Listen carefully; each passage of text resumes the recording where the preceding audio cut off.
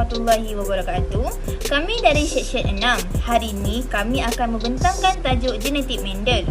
Kumpulan kami terdiri daripada 5 orang, iaitu saya, Nur Syuhada, dan rakan-rakan saya iaitu Nur Syahidah, Nur Khairunisa, Nur Alia Syahirah dan juga Nur Ain Husna. Seterusnya, isi kandungan yang terkandung dalam slide kami adalah kami akan memberitahu tentang pengenalan genetik Mendel, siapakah Gregor Mendel, dan seterusnya akan memberitahu tentang eksperimen Mendel, hipotesis Mendel dan juga hukum Mendel, di mana hukum ini terdiri daripada 3 hukum, iaitu hukum Law of Dominance, Law of Segregation dan juga Law of Independent Assortment. Dan akhir sekali adalah kami sertakan juga penutup tentang tajuk genetik ini. Saya akan menerangkan pengenalan bagi genetik Mendel. Walaupun warisan biologi telah menghasilkan banyak pemikiran, persepsi selama beribu-ribu tahun, penemuan pertama mengenai mekanisme berlaku kira-kira 135 tahun yang lalu. Pada tahun 1866, Gregor Johann Mendel menerbitkan hasil penyelidikan yang akan menjadi asas untuk genetik ini. Keturunan ialah mewariskan ciri-ciri dari satu generasi ke generasi seterusnya. Genetik ialah kajian tentang keturunan. Siapa sebenarnya Gregor Mendel ini? Gregor Mendel ialah seorang tokoh utama dalam bidang genetik, juga dikenali sebagai bapa genetik. Beliau adalah seorang Austrian-born yang dilahirkan di negara yang kini dikenali sebagai Republik Czech pada tahun 1822. Beliau orang yang pertama mengkaji secara spesifik ilmu pewarisan dalam pertengahan 1880. Beliau juga menggunakan P-plan untuk membuktikan teori pewarisan. Karya beliau diterbitkan pada tahun 1865. Beliau menerangkan faktor yang diturunkan antara generasi tumbuhan.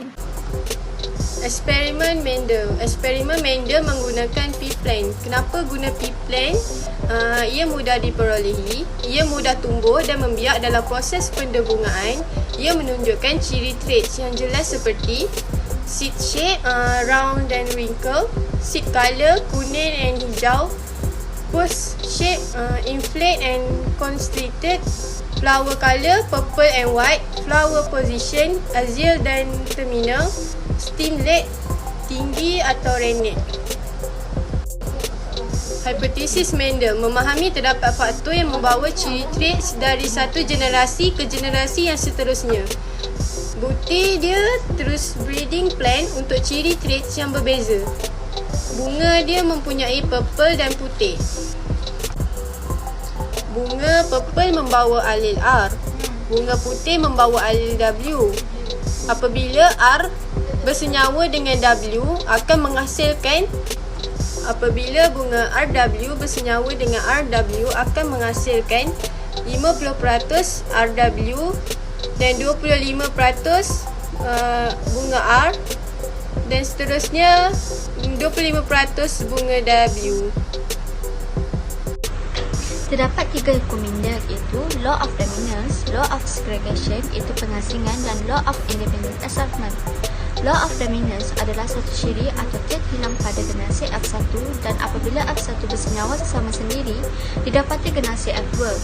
Hukum dominan di mana generasi F1 merupakan tiada variasi iaitu gabungan daripada allele yang dominan adalah ungu, manakala generasi F2 merupakan variasi kedua-dua ciri. Untuk bunga berwarna putih adalah gabungan allele yang resesif. P huruf besar adalah bunga berwarna ungu yang diketahui sebagai dominan, manakala P huruf kecil adalah bunga berwarna putih yang diketahui sebagai resesif. Parental generation adalah induk bunga hasil persenyawaan antara dua allele P huruf besar dan dua allele P huruf kecil dan menghasilkan generasi F1 di mana dua allele yang berbeza itu gabungan P huruf besar dan P huruf kecil. Untuk terminologi, allele adalah genetik yang merekodkan sesuatu ciri dan terletak pada lokus yang sama pada pasangan kromosom. Allele yang dominan adalah allele yang boleh mempengaruhi sesuatu ciri atau trait atau fenotip, manakala allele resesif adalah allele yang menunjukkan cirinya atau fenotip apabila kombinasi allele yang sama iaitu homozigous. Homozigous adalah dua allele yang sama. Sebagai contoh, dua P huruf besar adalah dominan, manakala dua P huruf kecil adalah resesif. Heterozygous pula adalah dua allele yang berbeza. Sebagai contoh, satu P huruf besar dan satu P huruf kecil. Genotip adalah kandungan genetik organisma di mana terdapat dua P huruf besar iaitu homozygous dominant, dua P huruf kecil iaitu homozygous resesif dan satu P huruf besar dan satu P huruf kecil iaitu heterozygous.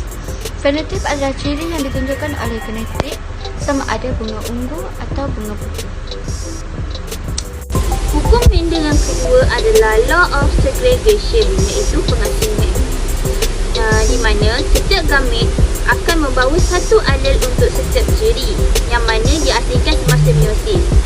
Hukum ini untuk menyokong dalam pengasingan gamet. Semasa meiosis, 4 daughter cell terbentuk.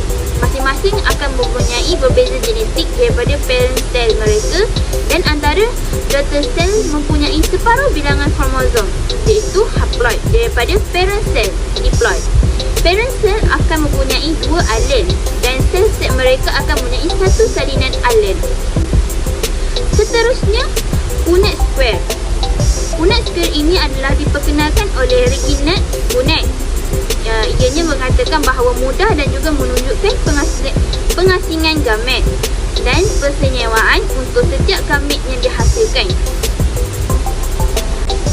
Seterusnya pula adalah dihybrid horses, di mana Mendel mengkaji 2 ciri sekaligus untuk setiap kedudukan.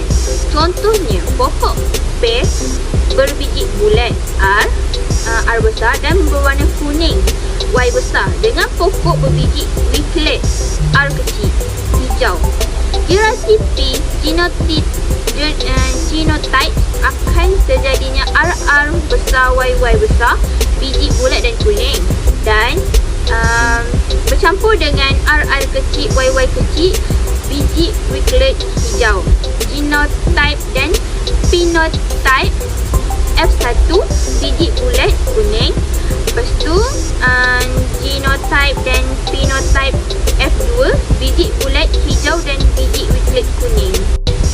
Definisi Law of Independent Assortment menyatakan bahawa gen yang berbeza dan allelnya diwarisi secara bebas dalam organisma yang membiak secara seksual. Semasa meiosis, kromosom dipisahkan kepada beberapa gamet. Gen yang dibawakan pada kromosom boleh menyusun semula diri mereka melalui proses persilangan. Oleh itu, setiap gen diwarisi secara bebas. Cara Law of Independent Assortment berlaku ialah meiosis adalah serupa dengan mitosis. Hanya hasil akhir adalah sel gamet. Sel gamet mempunyai separuh DNA sel biasa, diploid dan dianggap haploid. Ini adalah bahagian yang diperlukan dalam pembahagian seksual yang membolehkan dua sel gamet kemudian bersatu untuk mencipta zygote yang mengandungi semua DNA yang diperlukan untuk mencipta organisma baharu. Dan daripada itu juga, cara ia berlaku adalah ia kena berkaitan dengan sumber DNA ibu dan bapa yang dipisahkan secara rawak mengikut susunan kromosom ini berbaris mengikut semasa peringkat pertama meiosis. Akhir sekali, penutup bagi genetik Mendel. Mendel menjalankan penyelidikan yang sistematik dengan metodologi dan analisis yang sudah dirancang. Dengan eksperimen pertama, persilangan monohybrid menghasilkan hukum Mendel 1. Dengan persilangan dihybrid, hukum Mendel 2 dihasilkan. Persilangan trihybrid membuktikan kedua-dua hukum Mendel. Sekian, terima kasih. I was there for you in your darkest time.